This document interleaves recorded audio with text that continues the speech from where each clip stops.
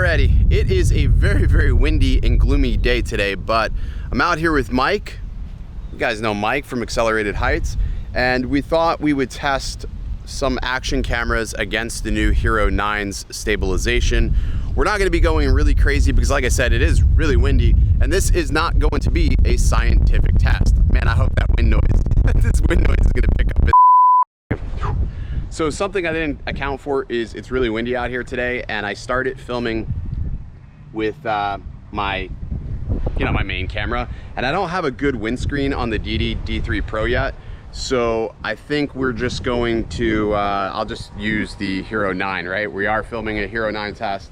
Got a bunch of cameras out here. We've got the Insta-1R, we've got the Osmo Action, we've got the, what is this one? This is the Hero 6 Black, and then of course we've got the Hero 7 Black. I've got one mounted already. This is the Hero 8 Black. And we've tuned all of our drones to be pretty much similar. So not one is gonna fly really different than the other. And then of course I also have a 7-inch quad out here as well. I will fly this, but I'm not gonna fly this immediately because this will skew the results because it has a wider plane, which means it's gonna be a little bit more stable. And of course, Mike has his two quads out. He's got the, this is the XL5 and the Source 1. And then we even got a, oh wow, we got a Hero Session actually out here as well. So technically there's 7 different cameras that we can use to sort of compare this all. So again, nothing's gonna be scientific, and hope you enjoy it. Let's get the footage rolling.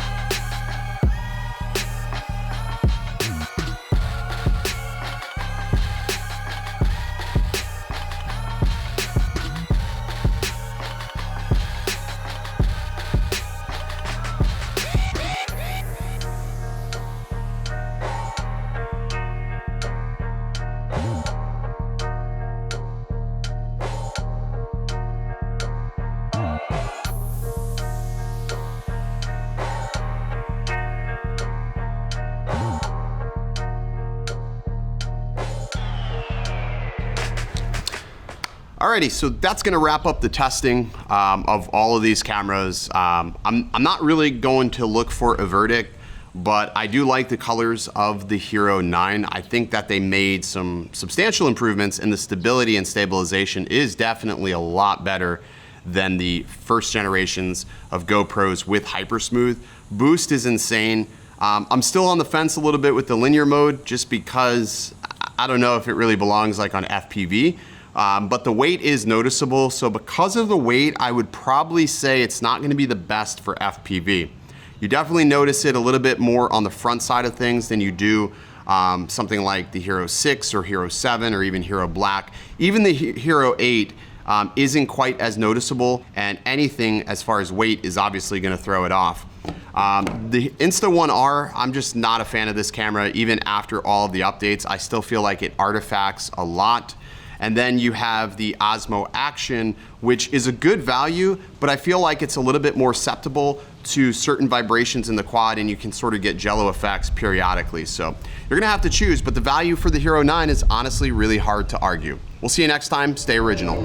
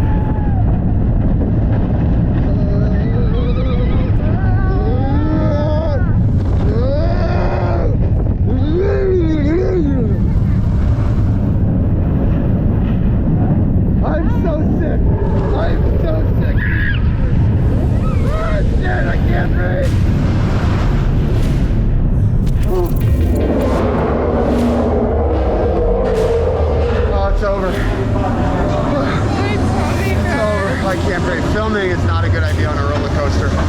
Not a good idea. Oh, it's over.